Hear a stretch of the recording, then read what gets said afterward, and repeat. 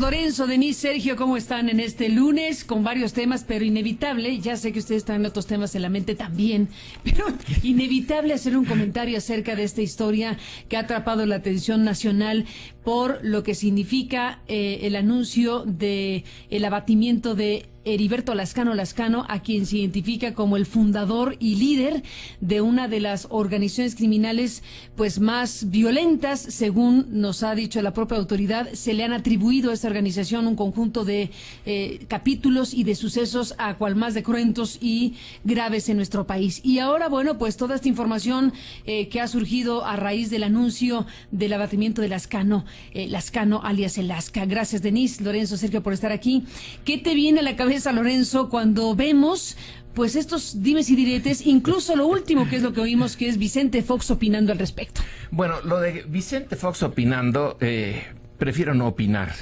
El personaje creo que debería de estar ya en la historia de México, en la parte más lejana. Su actuación como presidente es lamentable. Dejó pasar una oportunidad histórica que no se le había presentado a nadie como a él, y el desperdicio fue enorme. Así que ahora que nos venga a dar lecciones sobre cualquier cosa, es que está pretendiendo hacer ¿qué? Dejar ese lugar secundario o terciario que debería de tener ahora para volver a recordarnos que existió cuando fracasó de una manera tan estrepitosa. Su irresponsabilidad es impresionante, pero dejemos eso. ¿Qué nos dice lo de Lascano? Mira, son tantas las cosas, es una posibilidad de ver esto casi como símbolo de la política central de Felipe Calderón. En efecto, puede ser que haya terminado con la vida de Lascano, la pérdida de... Como hecho fortuito. Sí, como hecho fortuito. Pero también hay muchas otras especulaciones de si fue ejecución, etcétera. Creo que a mí me gustaría enfocarme en un punto. A los 17 años, Lascano ingresa al ejército. O sea, todavía no tiene ni siquiera la mayoría de edad, es un jovencito. Después se da de baja, no deserta, se da de baja siendo apenas cabo de infantería. Pero ya educado, capacitado, entrenado por mexicanos y norteamericanos como la crema de lo que será, debería de haber sido, perdón, un grupo de fuerzas especiales, los GAFES, ¿no? Grupo Aéreo Móvil o Aerotransportado de Fuerzas Especiales. Y ellos, él y otros, logran hacer, no muchos, son como 40 los que estuvieron en el ejército entrenados, y logran organizar lo que el propio ejército no organiza, un grupo tan pequeño y tan eficiente que pone con 40, es poquísimo, para primero ser reclutados por el cartel del Golfo como su guardia pretoriana, y luego ya por sí mismos ponen en jaque al Estado mexicano en esa franja que va de Tamaulipas, Veracruz, básicamente, pero también entran a otras partes, a Nuevo León, y bueno, van a llegar a otros estados tan pocos, tan eficaces. Dice esto varias cosas: o los entrenaron muy bien en el ejército, o finalmente el propio ejército y el Estado mexicano son tan débiles en sus instituciones que ese grupo pequeño, que a su vez recluta a otros, recluta probablemente también a caiviles guatemaltecos, y esta es la hora, después de años de combate contra el Estado mexicano, en que ellos ya con esto se supone que se termina el último de los Zetas que había sido entrenado directamente por el ejército. Pero no se acaban los Zetas. Ellos a su vez entrenaron, y ya se nos dijo cómo entrenaron a sus propias huestes.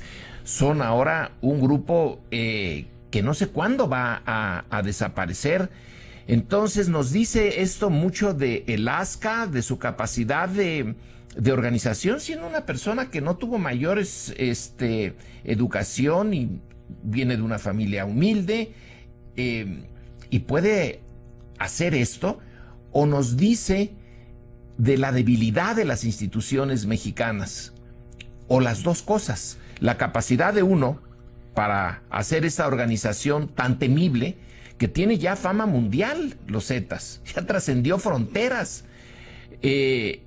Por un lado nos dice eso, y por otro lado la debilidad de las instituciones mexicanas, instituciones que finalmente vienen del antiguo régimen y que los gobiernos panistas nunca lograron modificar, que siguen más o menos como estaban y que así van a seguir en los años que vienen.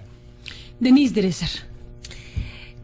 Por un lado vemos al gobierno de Felipe Calderón que celebra la ejecución de Lazcano, porque esto forma parte de su estrategia central de combate al narcotráfico, la estrategia de ir descabezando a las principales organizaciones criminales. Y entonces se vende ante la opinión pública que la ejecución de Lazcano es señal de éxito, es muestra de mano firme y no de mano ineficaz.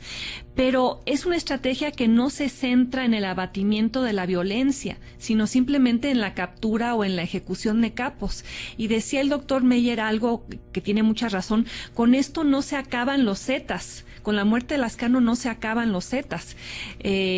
Acabo de leer un reporte del Council on Foreign Relations escrito por David Shirk, que habla sobre cómo hay más de 20,000 desertores del ejército mexicano. Muchos de ellos acaban abasteciendo las filas de los Zetas. Y probablemente lo que empiece ahora sea una disputa cruenta por el liderazgo de la corporación, lo cual entonces va a evidenciar... ¿O no? ¿O una sucesión natural, como la Marina dijo también? A saber. A saber, pero en los casos anteriores, cuando han ejecutado a los principales líderes de corporaciones criminales, esto ha incidido en un aumento en la violencia, no en su disminución. Entonces, habría que preguntarse si la estrategia es realmente tan eficaz como dicen, porque el celebrar como señal de éxito la simple ejecución del dirigente de una organización no implica de ninguna manera que su actividad criminal o su participación en el narcotráfico va a ceder o va a disminuir. ¿Qué dice Sergio Aguayo sobre todo esto?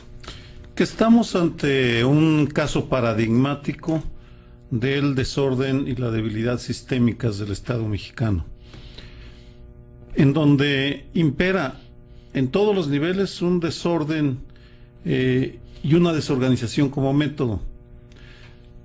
Aquí hago unas precisiones para luego demostrar o argumentar esta tesis. Primero, si uno revisa al Estado mexicano en sus partes, es indudable que algunas de ellas son bastante eficientes y están intentando hacer su trabajo.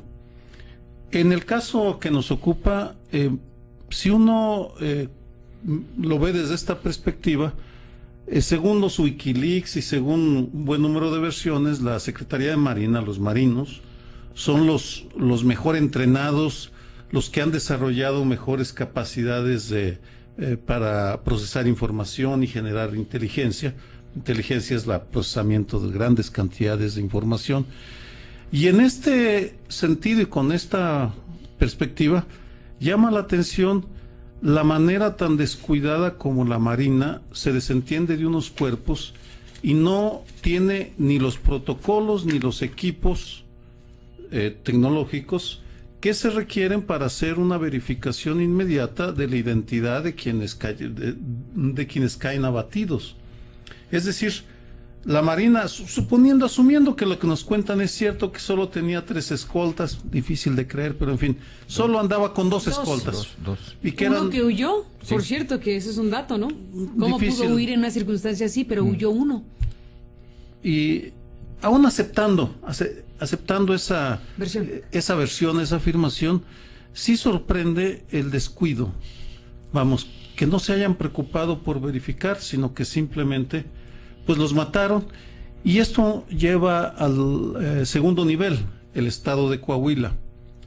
Sorprende también que la Procuraduría del Estado haya recibido los cuerpos, les haya tomado las huellas.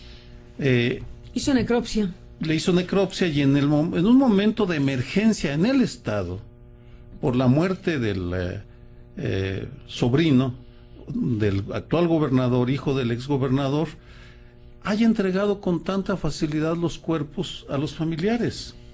Es decir, sí, porque lo recibe la Procuraduría y los entrega a una funeraria.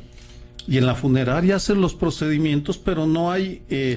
No, pero estás hablando del cuerpo de quién. De Lascano. No, pero no lo entregó a familiares, se lo llevaron, no se sabe quién. No se sabe quién. Bueno, tiene que haber alguna documentación. Pero porque... lo que hacen es entregar, o sea, entrega a la Marina, según narra la propia Marina, entrega el cuerpo a las autoridades locales y en una suerte de semefo, esa funeraria de un lugar que está a 1 hora de distancia es la que recibe el cadáver. No hay funeral, estrictamente hablando, hay una necropsia y se roban el cadáver de ahí.